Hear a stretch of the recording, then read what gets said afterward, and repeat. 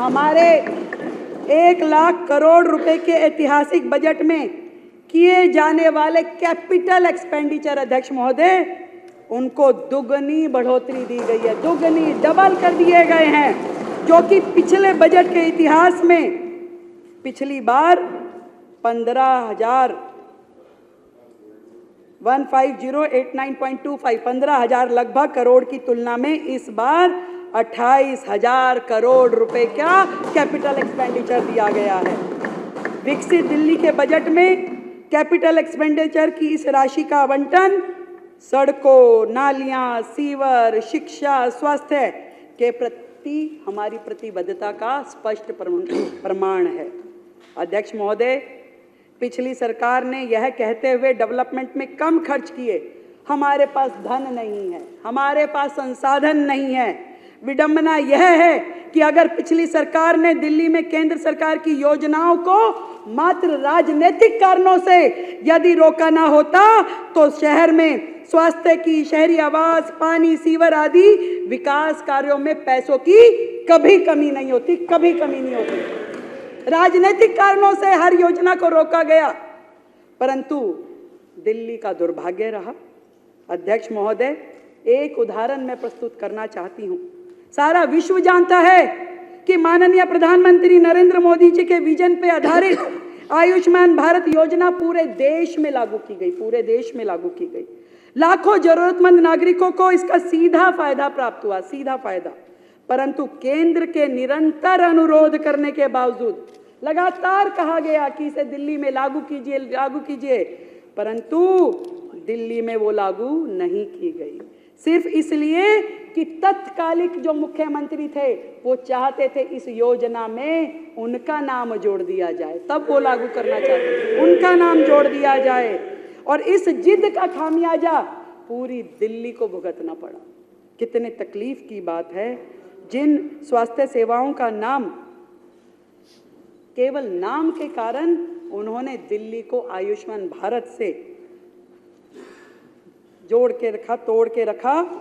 आज इस सदन में मैं बड़े हर्ष के साथ ये बताना चाहती हूँ कि सरकार ने जिस दिन अपना कार्यभार लिया, शपथ के तुरंत बाद पहली कैबिनेट की मीटिंग करके आयुष्मान भारत को दिल्ली में लागू करने का निर्णय लिया गया, और ये योजना बहुत जल्द अब दिल्ली में लागू हो जाएगी, जिसके माध्यम से दिल्ली के लोगों को प्रधानमंत्री जन आरोग्य योजना, आयुष्मान आरोग्य मंदिर और प्रधानमंत्री आयुष्मान भारत इंफ्रास्ट्रक्चर मिशन जैसी योजनाओं के रूप में बेहतरीन स्वास्थ्य सेवाएं उपलब्ध हो पाएंगी। हमारी सरकार ने किया, अध्यक्ष महोदय, और ये निर्णय भी लिया कि प्रधानमंत्री जन आरोग्य योजना में केंद्र के द्वारा दिए जा रहे 5 लाख रुपए के इंश्योरेंस के साथ साथ दिल्ली सरकार उसमें टॉप अप करके और 5 लाख रुपए का अतिरिक्त इंश्योरेंस दिल्ली के लोगों को देगी। और इस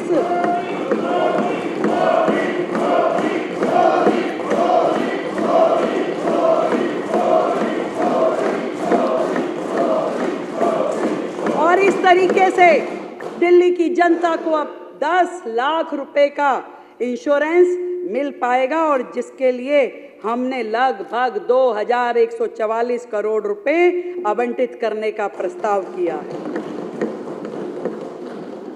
अध्यक्ष महोदय, हमने अपने घोषणा पत्र में दिल्ली के प्रत्येक नागरिक के जीवन को बेहतर बनाने के आशय से 16 संकल्प घोषित किए थे, और महिलाओं का सशक्तिकरण माननीय प्रधानमंत्री नरेंद्र मोदी जी के एजेंडा में पहला स्थान रखता है, हमेशा से पहला स्थान रखता है। वही एकमात्र व्यक्ति थे जिन्होंने जब 2014 में सरकार बनी तो लाल किले की दीवार पे वहां खड़े होकर के, जो लोगों के ध्यान में भी नहीं थी समस्या, पूरा का पूरा देश जिस ओपन डेफिकेशन से गुजर रहा था, प्रधानमंत्री जी ने महिला शौचालयों की बात करी और पूरे देश में शौचालय बनाए गए।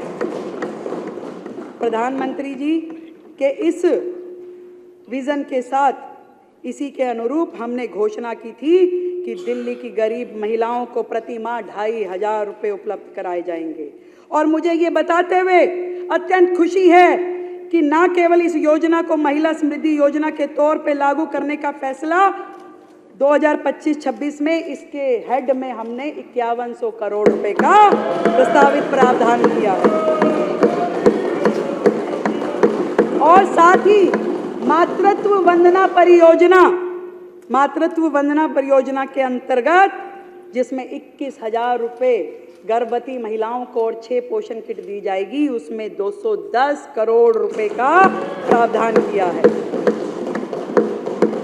पिछली सरकारों के विपरीत हमारी सरकार की नीतियां गरीबों को गरीब बनाए रखने और मध्यम वर्ग को बदहाल करने वाली नहीं होगी। सर्वे भवन्तु सुखिना, सर्वे सन्तु निरामया।